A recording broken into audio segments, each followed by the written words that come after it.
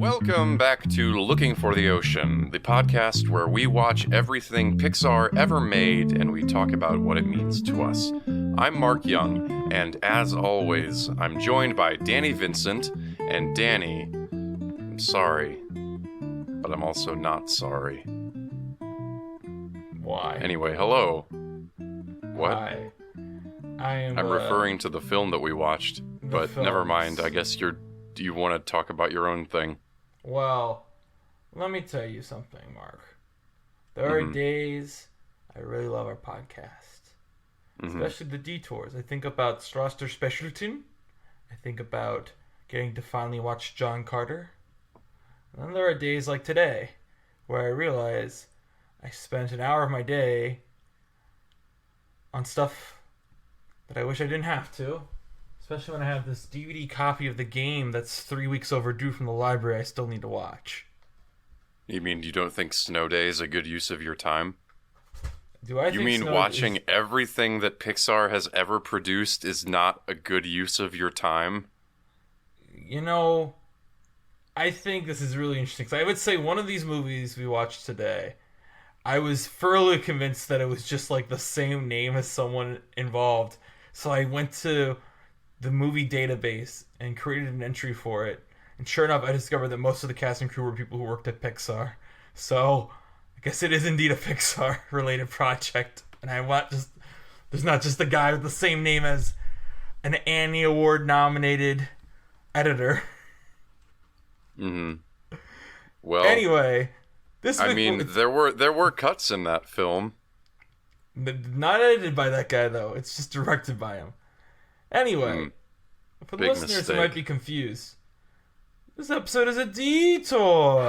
Wow. All right, it's a detour. We're going off the road. We got to get excited. Severely off-road.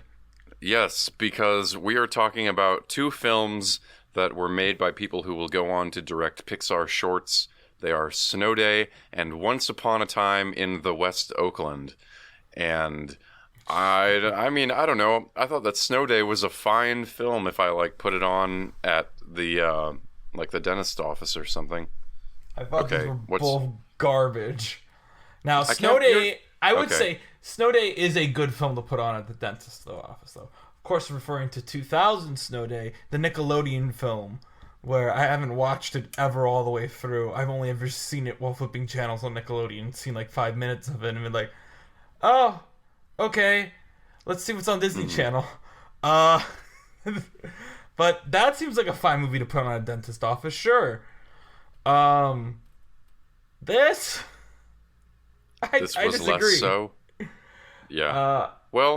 You don't think that even I don't know. I'm always baffled whenever it's something like this where I'm like, I think this is no worse than a lot of the crap we watch.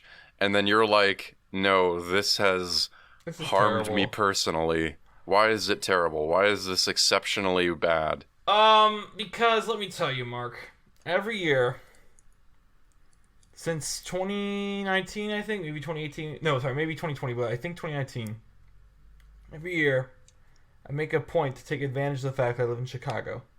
And I go see all the Oscar-nominated short films in theaters. And every year I regret doing it, but I keep doing it anyway because I'm an addict to this thing where I can have a take on the Oscar shorts and they always pick the wrong movie. Consistently, they almost always pick a film in my bottom two of the choices. And the reason I bring this all up is because I've seen plenty of good documentary shorts. I've seen plenty of bad documentary shorts nominated for the Oscar. And then the thing about all those shorts I've seen nominated for an Oscar is the longest a film can be to be nominated for a short film Oscar is 40 minutes. And this is 57 minutes, and I feel like it should be 20 to be effective.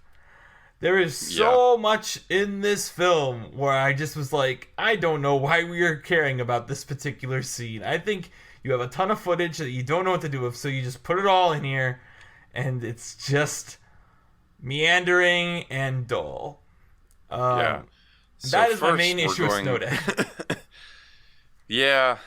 So our first film is Erica Milsom's Snow Day. Erica Milsom would go on to direct Loop, which I don't know if you've seen it recently. Loop is also, I'm really impressed by Loop, but I think Loop is also kind of meandering. The Letterboxd score for Loop, because I have not seen it. I need these Spark shorts since they've initially put out.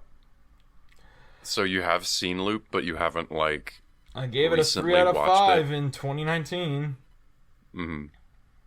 It's just an interesting film. It's about these kids that go on a canoe trip, and one of them is autistic and nonverbal. And a lot of the film is from her perspective. And I don't know. I think that's interesting. Looks like I saw this film the day I flew out to New York for Hadestown.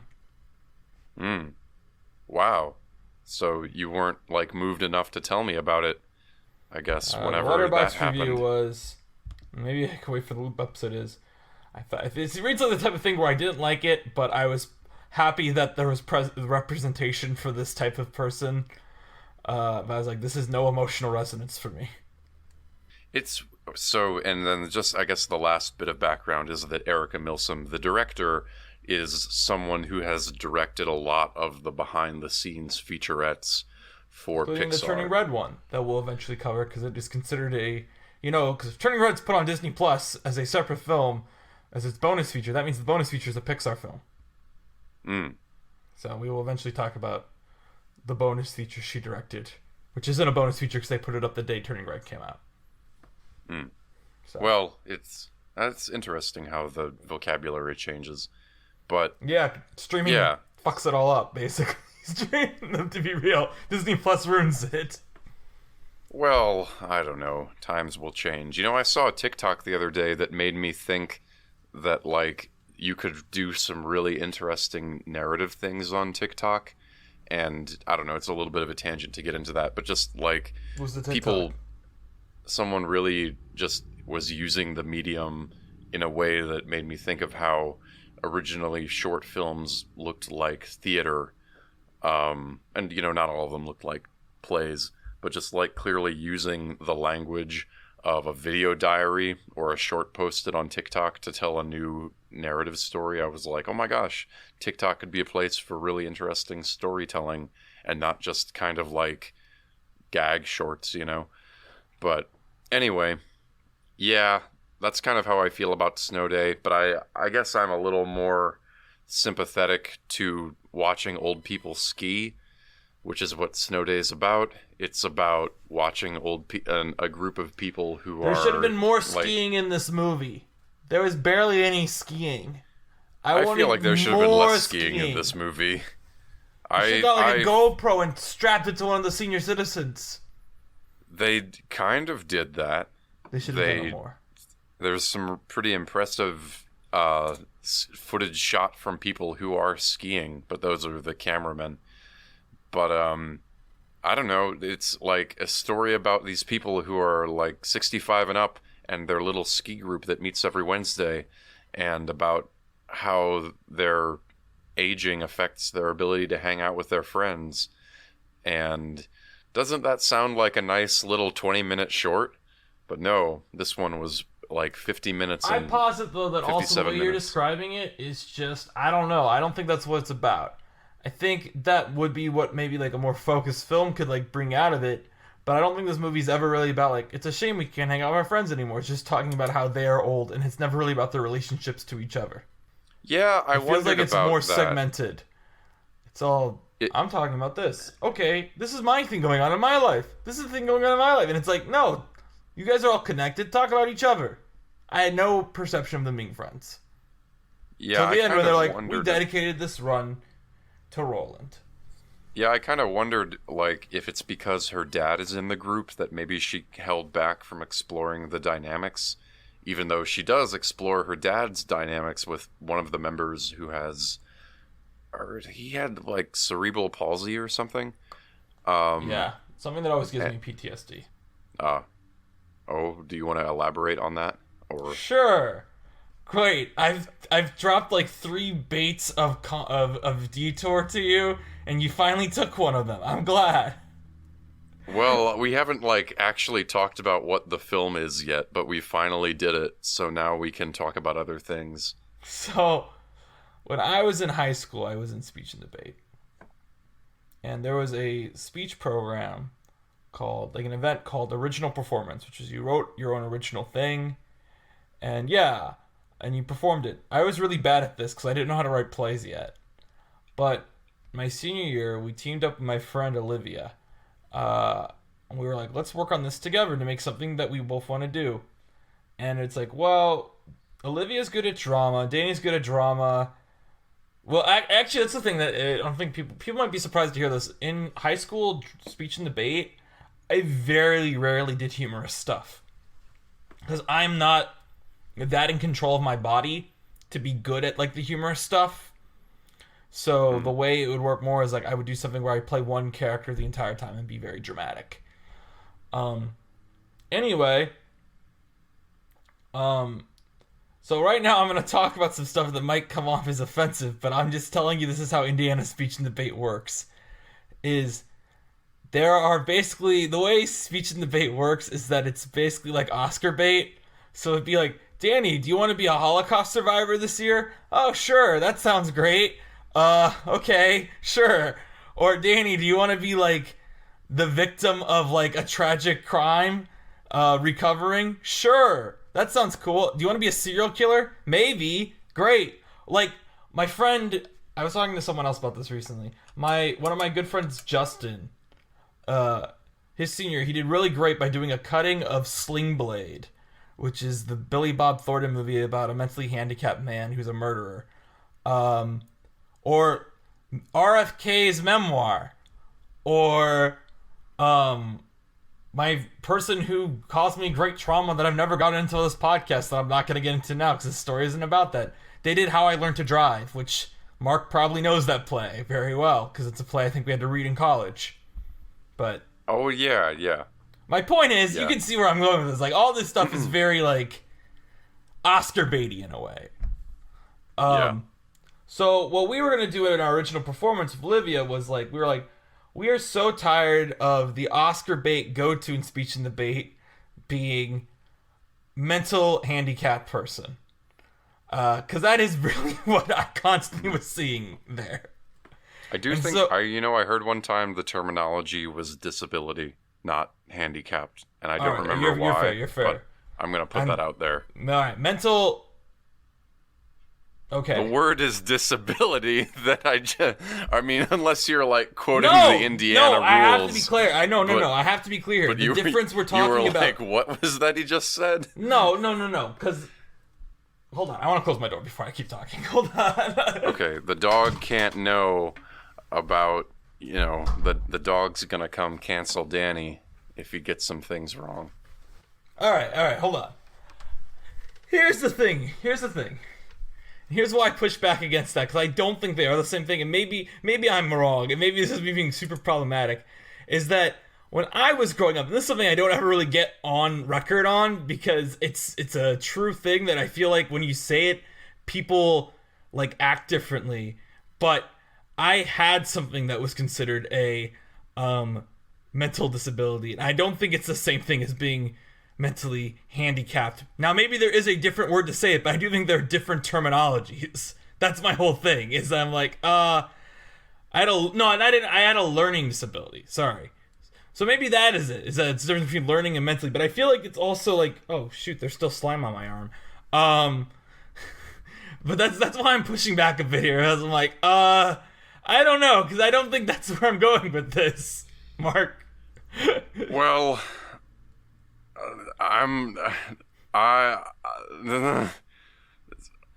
unfortunately, I cannot quickly look up what the technical difference is. All right. Would you mind if I just look this up so I know what I'm talking about?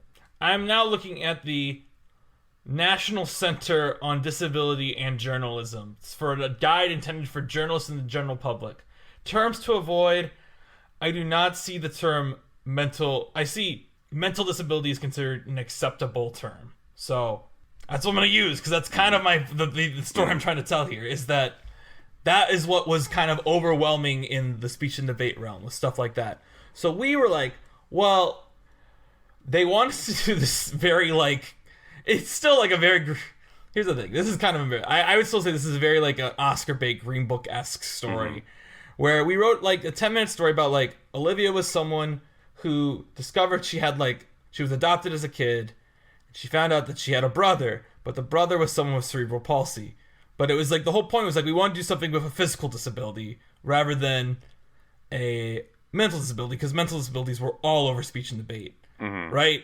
And we felt like it was something where this is something that could have been addressed, that was never addressed anywhere. Anyway, I forget the reason I'm telling this story, because you got me so sidetracked of you telling me I'm problematic for trying to push back over you trying to loop me into a group that I'm not into, even though I don't think you thought that's what you were doing. Well, I mean, what? I don't know your life. I thought I kind of was like, I don't know. I really, to me, it was one of those things where it's like, look, there are like tons of disabled people. They've done the research. This is what they want to be called. And I thought that's what I was putting out into the world. I didn't know that you, who say that you had a disability, don't want to be labeled among the disabled people. What do you mean? I don't know what it was. I grew up with a learning disability. I don't know what it was because it's something that I air quotes graduated out of in second grade, even though it's big air quotes, because I still can't tie my shoes. I still have terrible handwriting. I'm still really bad at motor skills. I still can't tie like knots in general. So it's like this thing where they're like, yeah, you're out of it, Danny, but I don't think I ever actually am out of it because I clearly never learned the stuff that I should know, right? Well, if it's because of some like motor skill thing, that's like, well, that's why that is, you know? It's just the way it is. Anyway, but my point is, I couldn't... The whole thing here I'm talking about is like an Oscar bait area of speech and debate, okay. Right? And that was my point, is like, I'm talking about like the Sling Blades, the Forrest Gumps of the 90s that are Oscar bait. Correct. Right? Yes. Okay, great. We're on the same page here. Anyway, me and Olivia tried to do something that was about someone with cerebral palsy, where they were still very intelligent, still very, it was just physical, right? And we did that, and we were really proud of it, but we had the unfortunate mistake of we were basically doing, the way speech and debate worked was that you had a limited number of entries for your school, but then if you had people who wanted to compete more, you could enter them in as bonus things, and basically they would be on the B team that wouldn't ever be able to place. So when me and Olivia weren't memorized on it yet, we were put on that B team because we're like, we want to see how the writing is, right? We want to get feedback on the writing right now because no reason to memorize this if the writing isn't there. And unfortunately, there's a rule. I mean, it's not unfortunate. This is a rule that makes sense, where you can't get judged by your own school unless, of course, you're on the B team, because the B team means your school isn't, you know what I mean? Your school wouldn't be aligned with that team. You know what I mean? The judges for your school wouldn't be aligned with that team. Anyway, we got judged by Mr. Kelly, who was the head of speech and debate at the time at Chesterton, which was where I went to school. And he gave the note that it'd be much better if Danny was dealing with an intellectual disability rather than being fully like on the level of Olivia's character. And it was in fact worded like that in that problematic way. And it was something where, when you get the note from the guy in charge of everything, you're kind of screwed because you can't really not take it, And it was like, well, shit. Because that's the whole reason we went into this thing, is we wanted to make something about like a physical disability like cerebral palsy. And anyway, that's what popped in my head when I heard about cerebral palsy. Because I was like, I did a lot of work into like nailing the physical attributes of that for speech and debate, which is probably problematic in its own way. But yeah, then I got screwed over and I had to do a couple weeks of doing a thing that neither me or Olivia wanted to do because we thought it was offensive. And then we just dropped it. That's my story. Well, that's so that's what you mean is you when you say you have, and it's in a different problematic way that wasn't as problematic in 2014 or 2013 whenever I did this. Well, so that's what you mean is like you don't like to bring it up because it reminds you of that. What? The topic what? That is cerebral palsy, because you said it gave you PTSD, and then now I'm bothered that I've admitted my now this is the first time ever on any of my podcasts I've admitted my learning disability growing up And here it is because I was arguing with you over terminology. Not because it was like a big emotional moment. It was because I was arguing over terminology. That's problematic. If you're cool with it, I think that's actually kind of a good thing to put out into the world, you know? I mean, sure. I just thought it'd be more like a emotional thing where it's like, yeah, growing up I had to be taken out of my classes to go to therapy to learn how to like hold a pencil and stuff like that. But no, it was just like, no, fuck you, Mark. Don't lump me in. Don't lump all this together as one big thing. They are different things. Well, this is the same note that we gave to Snow Day, is we got to cut this shit down. We got to focus this. So if it just comes out fast and angry, that might be better, you know? Sure. But okay. I mean, well, I don't know. It's just part of it, you know? That's what, I don't know. Once again, part of it. Thank you for sharing. I feel like you did tell me about that at some point, and I kind of like filed that away because it was such a... Do you want to talk about it now? Or not really? I mean, I don't know, not really, but now I'm thinking about it, it's like, I don't know, it's weird, because it's like, I don't really consider it to be a big thing, like, a disability really at all, because who gives a shit? Well, I guess that's what my question is. It's weird, though, because it's like, it's something where it's weird specifically, because at work, I'm not going to use any specific examples, obviously, of people, but there have been moments where, like, you know, a coworker will, like, crack a joke about, like a kid not being able to tie their shoe, and I'll just, like, be like, well, I can't do that either. And they'll be like, haha, you're joking, right? And then, like, my boss will come in, no, he's not, and it's okay, because I made the mistake of telling her about this, and now she thinks it's, like, a big struggle of mine. No, he's not, and it's like, okay. It's better not to make it, like, a big deal. It's literally just, a kid walks me, can you have my shoe? I go, no, go ask someone else. It literally just comes down to that. Yeah, well... That's I like imagining your boss up hearing. Yeah. But yeah, I mean, well, I know that it's not a huge deal. I guess that's my question is, like, earlier, I thought I annoyed you when I didn't think I was using the term disability, and then you were like, don't put me in that category. And I'm not totally clear on what that meant or what was going on there, because then we went on another tangent. Because I feel like I don't know. I don't even know what it was about anymore. I just felt like it was very weird to be like, yes, this is a disability. I mean, I don't know terminology. Let me go back to the. I should go back to the journalist site to make sure I'm not being crazy. The websites are really annoying. Maybe I am being an awful person. I mean, I don't even know. It was like, hey man, we're throwing around words, and just as the AP style book doesn't ask you to do much research into why these things are the way they are, I'm just like, I'm being your AP style book reminder, and then you were like, no, don't do that to me, and I'm like, oh my gosh. So, and I also don't mind you telling me off, but I think it was an interesting take to be like, don't lump me in with this group of people because I'm different. But now I'm realizing that I may have either misheard you or that's not what you meant or whatever. It does look like the Journalists Association does indeed say avoid the word handicap. Mm-hmm. Although I do want to point out the journalism thing also says, in 2009, the writers of Glee introduced the term handicap capable. This is not generally accepted. And I'm like, okay. That's some good journalism. They said it's not generally accepted. Yeah, so maybe I was problematic, but I also think... Well, that's okay. That was me trying to be like, hey man, think about what the people who wrote that thing about Glee would say. And now here we are. But anyway, Snow Day. Not super compelling. Bad. Yeah, it's just kind of meandering, and I don't feel like Erica really follows threads like we just did. Whenever she encounters something that might be contentious with any of her subjects, it is like you said. It's just a little hour-long parade of now this thing happened, and oh my partner died a while back. and that sucks. Now I'm skiing again, and the music is happy, and then it's like, now I've got pancreatic cancer, but now the music's happy again, and it's like, it's just kind of that for an hour. Part of what bugged me is that it's clearly shot over multiple days.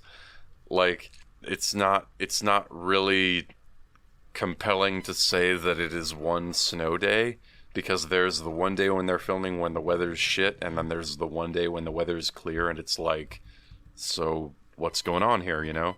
I just think it's a garbage piece of shit. Is there a reason you feel that strongly? Like, were you not also making a giant pot of minestrone while you watched? No, I was trying to stay awake, and I kept falling asleep during it and then forcing myself back up. And I just found it so... Actually, you know what? We didn't mention this. This is actually the big problem with Snow Day, and I would say maybe it's the same issue with the other one, but the other one at least has the excuse of, like, just feeling like a student production, whereas this feels like it's trying to be something professional. The sound mixing this is horrendous. There are moments where they'll, like, put up the subtitles because they're like, you might not be able to hear this, and it will sound exactly the same as the rest of the film.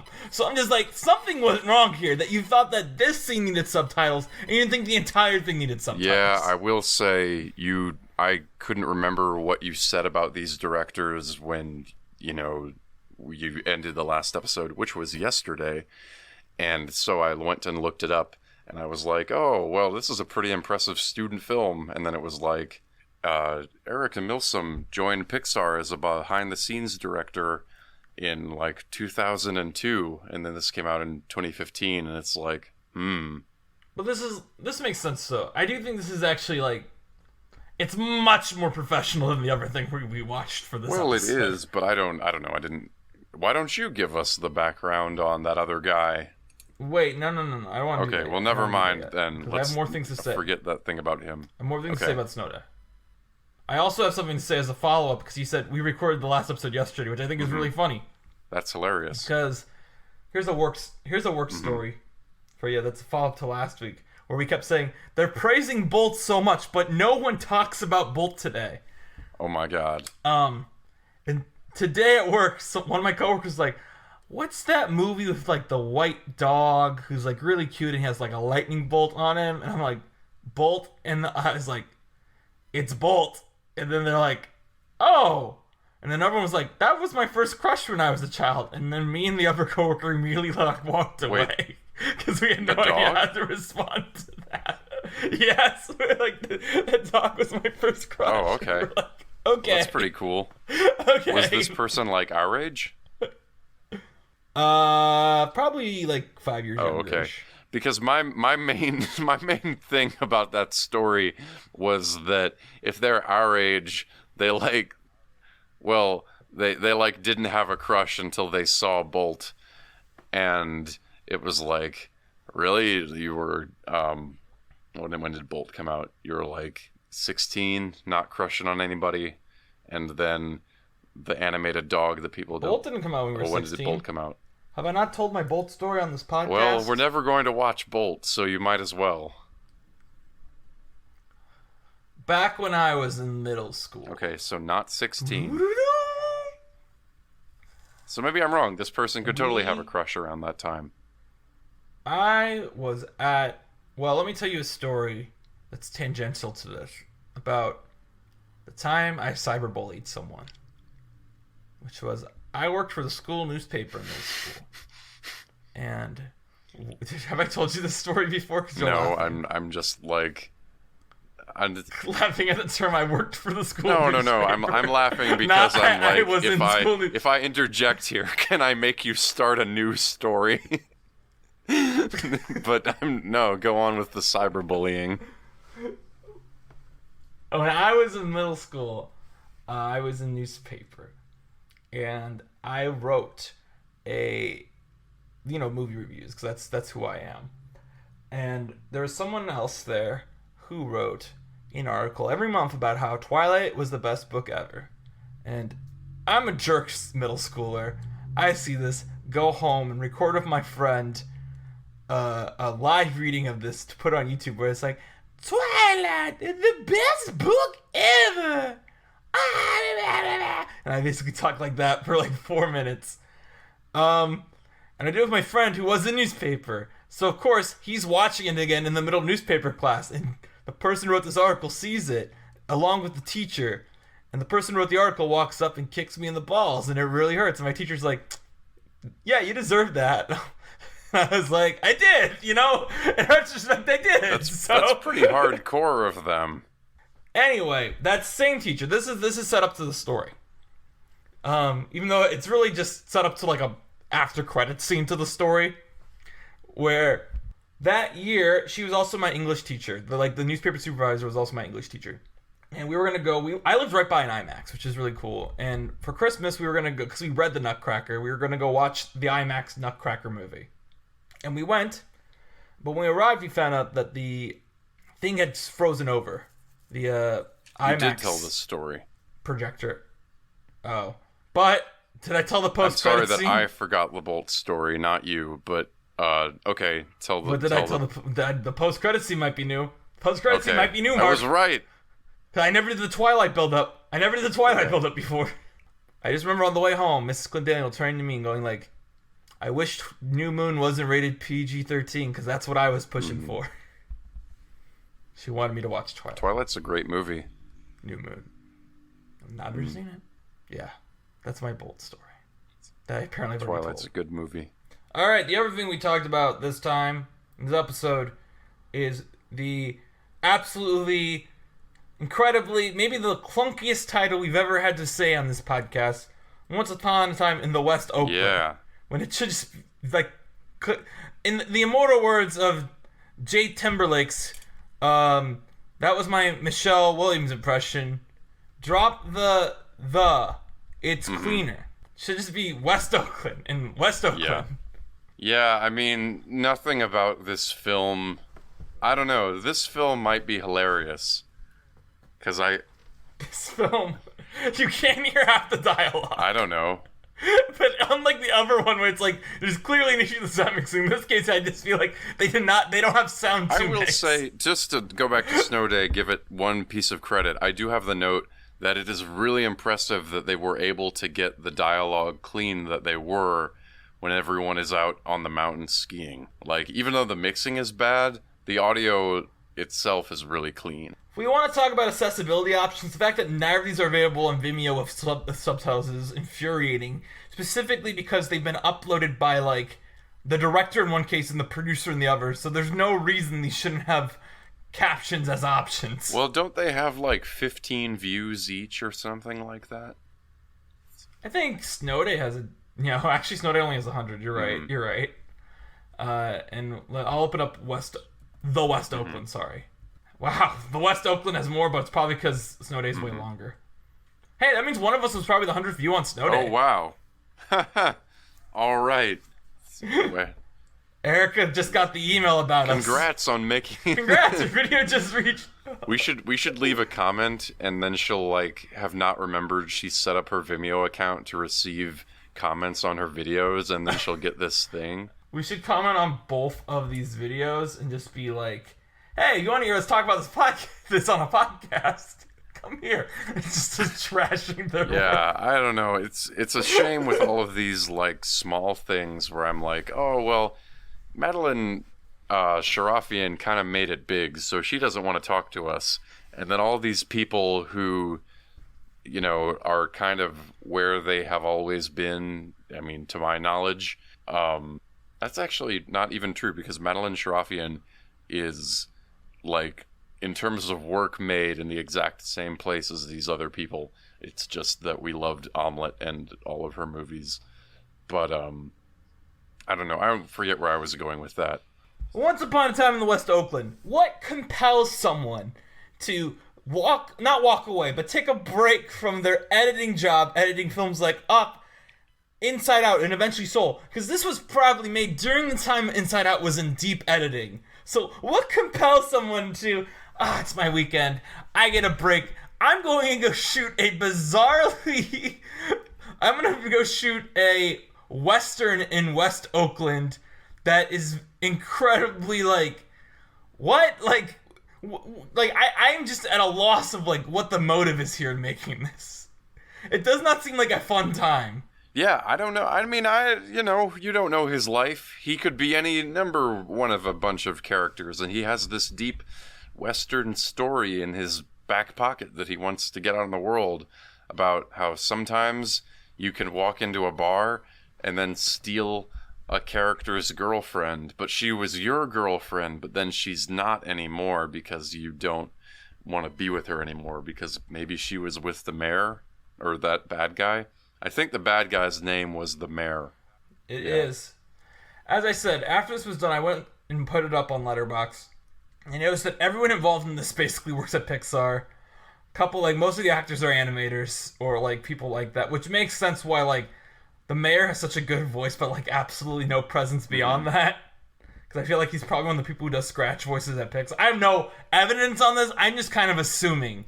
Because most of the animators at Pixar do scratch voices, too. So yeah, I will say we didn't watch that live action movie that Teddy Newton did, but like maybe that was of similar quality.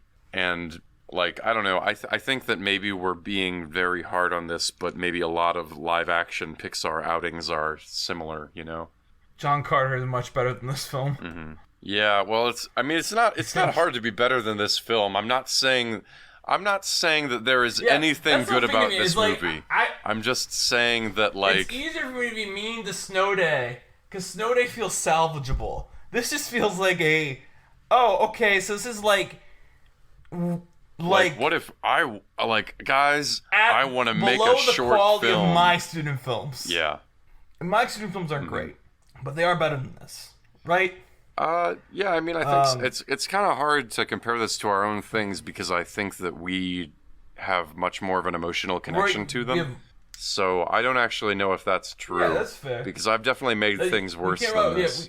I even think, though, about, stuff I saw in college that I didn't like and how they would still, I hate to be this is, very, that drill tweet where it's you have to hand it to ISIS. Please explain how this is the drill treat that's you have to hand it to ISIS. Well, I feel like this reminds me of, there was a really toxic, maybe Mark disagrees, but I think it was toxic, registered student organization at our college, that I'm going to say the name of it, Mark can bleep it if he doesn't want it on the record, called MCM. Where I feel like this has all the hallmarks of other productions, but I still found all of their productions to be, at best, hopelessly mediocre, usually terrible, but I still found those better made than this. I still, they hit the hallmarks more clearly, I feel like. Yeah, I mean, it's just hard. The base level. I feel like in all of the years we were there, there were, and we're talking now about people we know that have made movies. I don't know if anyone in all of those years made a good movie that I saw, Well, one of them did, but that's just because he was a cool guy who, hijacked MCM to make a movie. And that movie's titled Marvin. Stars me. Which one is that? Is that the one where you're a raccoon? I actually don't know if that was MCM, but he used a lot of MCM crew and stuff. And Dan came up through MCM. I don't know. It's just, we gotta remember that, people are students, and you're also not, there's not a mentorship program, so you didn't have anyone with know-how, telling you that your film was bad or good, So... Mark, my whole point here is that these are better than this one that these professionals made. That's my point that I'm trying to make here. Yeah, I know. I'm just, I don't know. You sent me off on my own thing where I was, having a bad memory. But, yes. I'm well, why is it on our list? Because it's directed by a guy who eventually makes a short film for Pixar. Probably because he realizes that making this is this probably isn't my thing. And it's worth noting, Kevin Nolting, the director, is only a co-director on this. The other one is someone who I can't find any information on, named Samantha Wilson. Maybe I should check IMDb. I checked everywhere except IMDb, which probably isn't the best idea. Yeah. Samantha Wilson is gonna be like first AD on Avatar 2 or something like that, and you'll be like, God damn. She's a Pixar person too. I should have assumed. Assistant director on a couple TV shows. One of them's a movie titled Broken Arrows. Mm-hmm. Oh, I've heard of that. Yeah, but I mean, anyway, so this is just some person we're never really gonna talk about. But yeah, I don't know. Well, she's okay. She's a story manager. She did a couple art stuff on Robot Chicken, but she's a story manager on Toy Story 4 and has done a lot of additional crew around Pixar. Actually, this is really interesting. Sorry, I don't want to say this about her. She starts in craft services for WALL-E and Up, but then she gets on Pixar's like production coordinating team for Day and Night in La Luna. Huh. I think that's interesting that she moved up from craft services to work in the studio. Well, I mean, that's like a totally different. That's like a whole different job. That is really interesting. She also she was in an episode of Queer as Folk in 2005, and it looks like she had a short film that she did like outside of Pixar before going to Pixar. Oh, this is a short film we probably almost had on our list, but I just couldn't find it because it's directed by someone who eventually directs another Pixar short. But yeah, Andrew Jimenez. So. Yes. But I believe I just couldn't find the film. Oh, he directed One Man Band. So. Okay. Yes. But I believe this film, Calendar Confloption, I just could not find it, so we never covered it. Well. So I'm sure I noticed it when I was looking for it. That's fine. It's just, I don't know. I kind of forget where we were going with all of that. But anyway, this is a baffling film about a cowboy comes into town and then leaves, and then it just seems like a huge step backwards from where they were as a group of people who make movies, you know? It really is just like, how did this happen? I don't want to bag too long. I really don't think there's much to say about Once Upon a Time in the West, because it's really just, what did we just watch? How is this on our list? Are we sure everyone involved with this works at Pixar, and then you cross-check the entire crew and you find out they all did, and then you just get even more confused. There's a lot of things wrong with this short, but I want to point out this big thing to me, because if you are an Annie, I keep saying this, I haven't actually checked, I just assume he's an Annie Award nominated editor because of what he's edited, and I feel like the Annie Awards, if they have editing awards, they would obviously just nominate Soul on site. You know what I mean? Yes, okay. He's won 3 Eddies, which is the American Association of Editors. He's won 3 of them. Because he won the Animated Feature Editing Award for Up, Inside Out, and Soul. He's won 2 Annies for Soul and Inside Out. Yeah. You know. How, in this film that he directs, is there a scene where we see a character plant a kiss on someone, we linger on the lipstick, and in the next shot, the lipstick is gone, and then we cut back to a close-up, and the lipstick is back? How does this happen? How does this editor not know basic continuity rules? Oh, is that what he did with her lips? He wiped off the lipstick? I thought he just kind of, like, rubbed his thumb over, like in Breathless. It's there. I don't know if I can't even remember if he brushes it off or not. I just remember that it's there in the close-up after he gets kissed. He kind of, like, gloats about being kissed. We cut back to the reaction shot, and then there's, like, a 2-shot where he's, like, from behind. It's clearly not there. And then there's another close-up where you can see where the lipstick was. And it's just like, what happened? Like, how did no one see that? Maybe they didn't have reshoots available. He's an editor! He should be aware of this stuff. Yeah, well, who knows? He might be an animation editor, but he's still an editor. Yeah, I don't know. This gives me memories, you know, of doing short films for people. Like, you can even kind of tell that these people are the same kind of, like, type of person that you'd see in real life and be like, you would be the villain in this short, and, like, you would be the love interest. And then they get on camera and they're, like, not really right for that. So I'm bizarre, you know, I feel weird because we have to watch it, but, like, this is just the kind of thing that people make all the time, and I don't know why we're watching it. I want to go very quickly through the live-action films this man has helped edit, okay? He's never been a full editor for a live-action film. I think we know that he's full.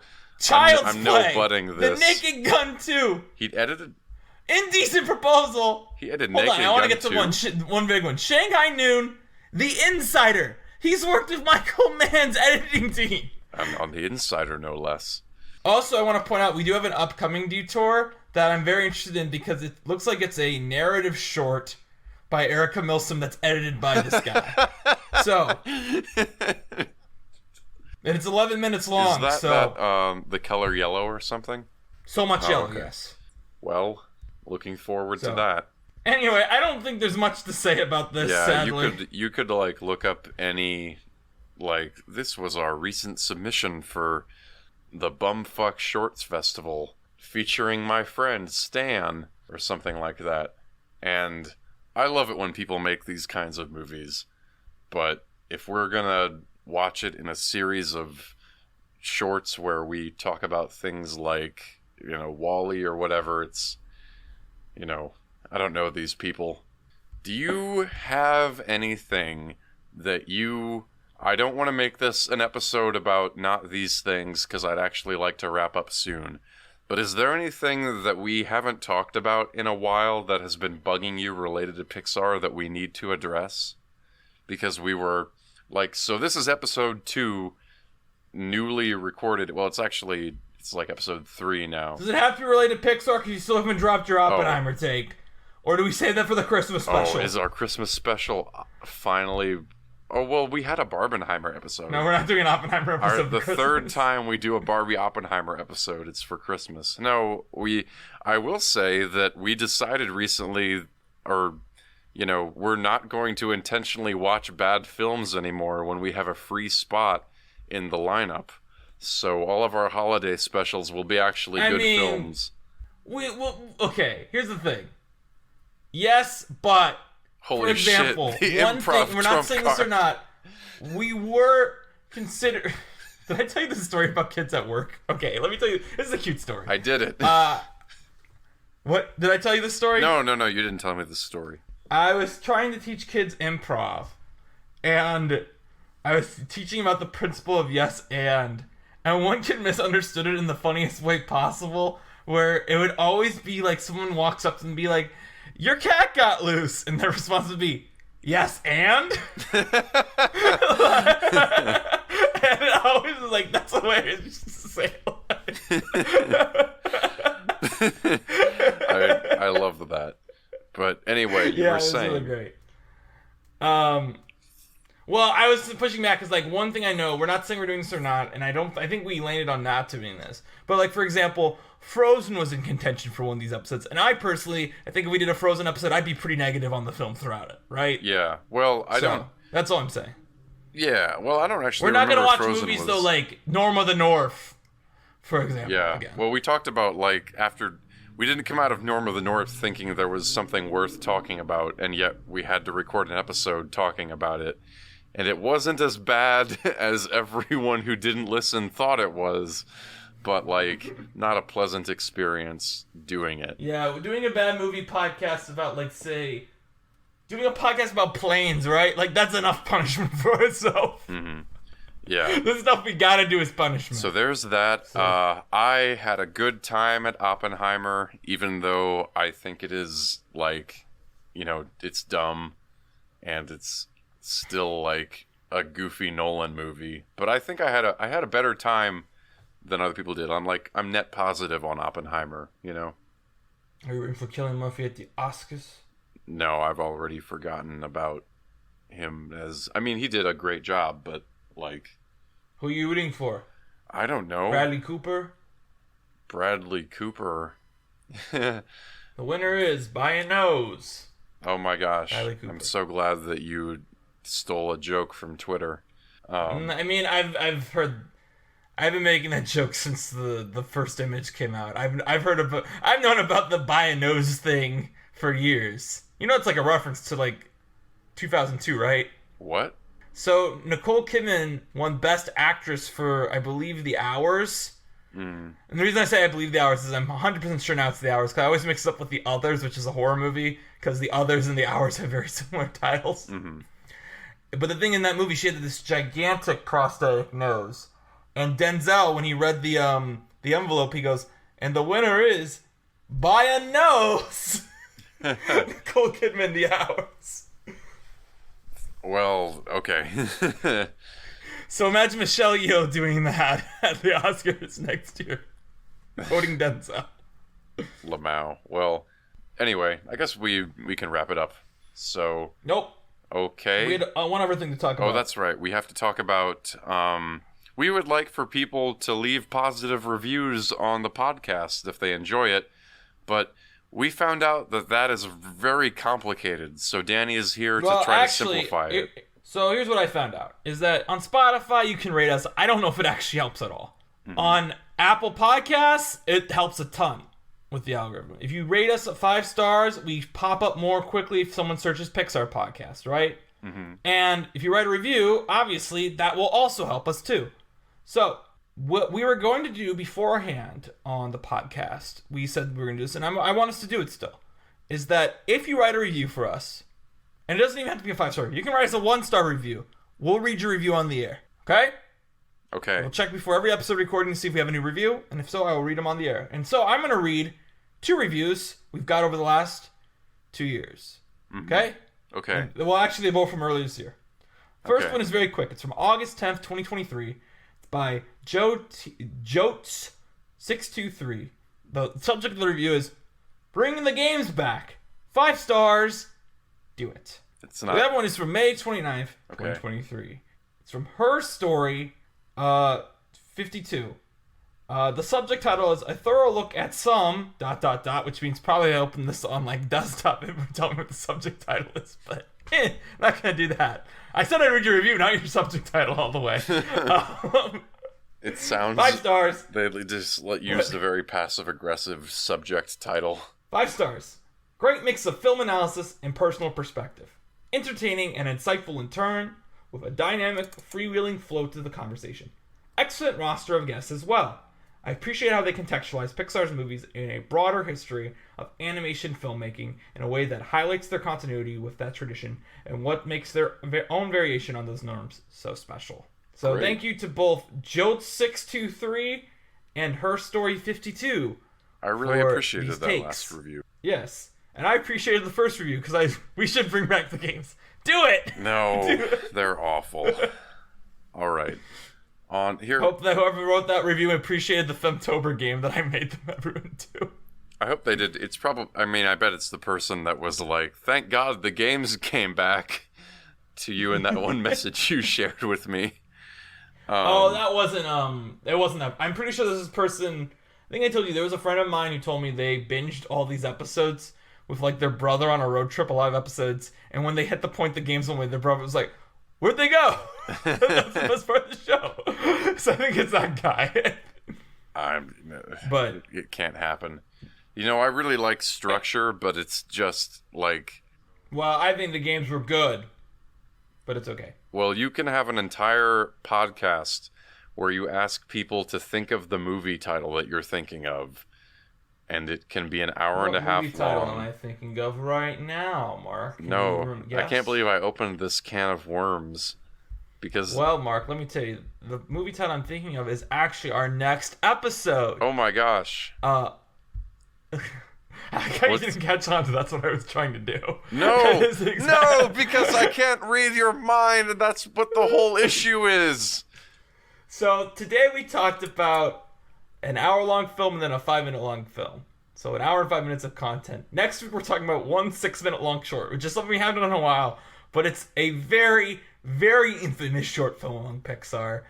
Very hated, and we're going to open up the book on that to see if it's got good reason to be hated, if it's got bad reason to be hated, and we're going to bring on a guest for it, just because I am overhyping it a bit, but this is a short film that caused so much discourse.